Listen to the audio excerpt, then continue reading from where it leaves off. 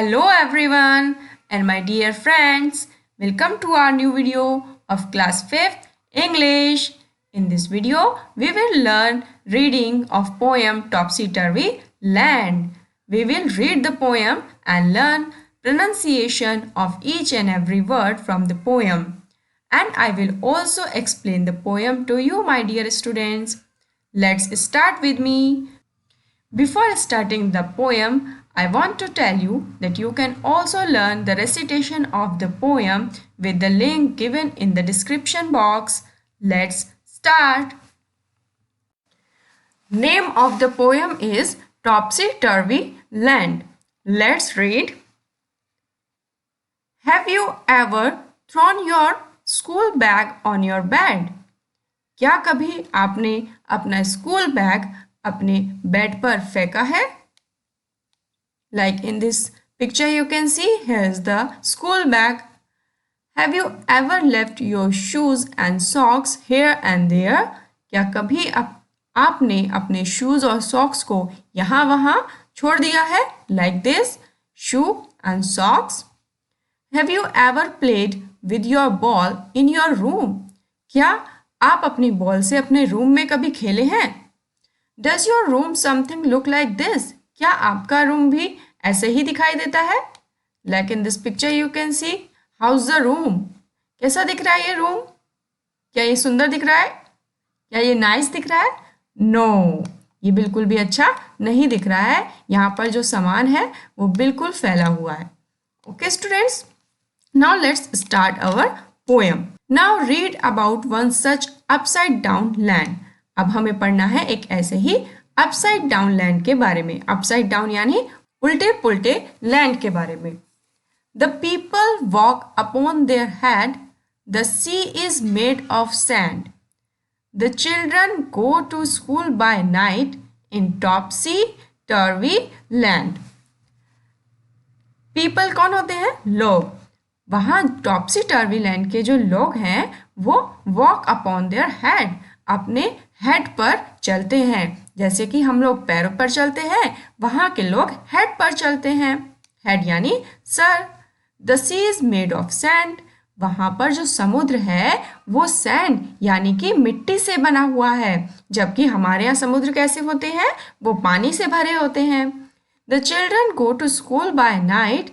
वहाँ के जो बच्चे होते हैं वो स्कूल रात में जाते हैं. In this picture you can see this is the time of night. This is moon, stars and children are going to their school. So जो children हैं वहाँ के वो स्कूल नाइट में जाते हैं. कहाँ की बात हो रही है? ये बात हो रही है टॉपसी टर्वी लैंड की. Okay, now move on next para.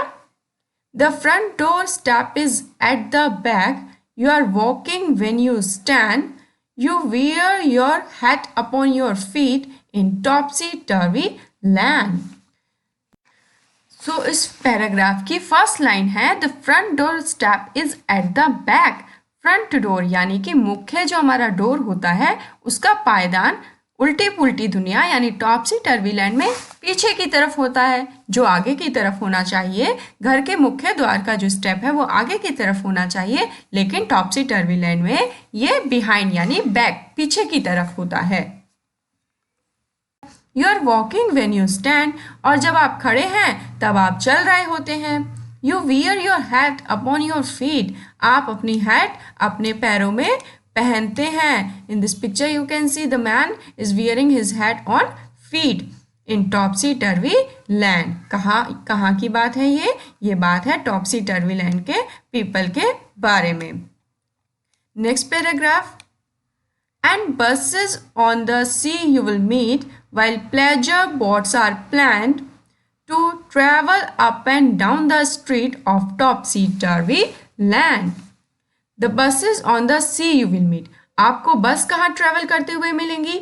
बस आपको मिलेंगी सी में चलती हुई, समुद्र में चलती हुई, जबकि हमारे यहाँ जो बसेस हैं वो रोड पर, स्ट्रीट पर चलती हैं ना.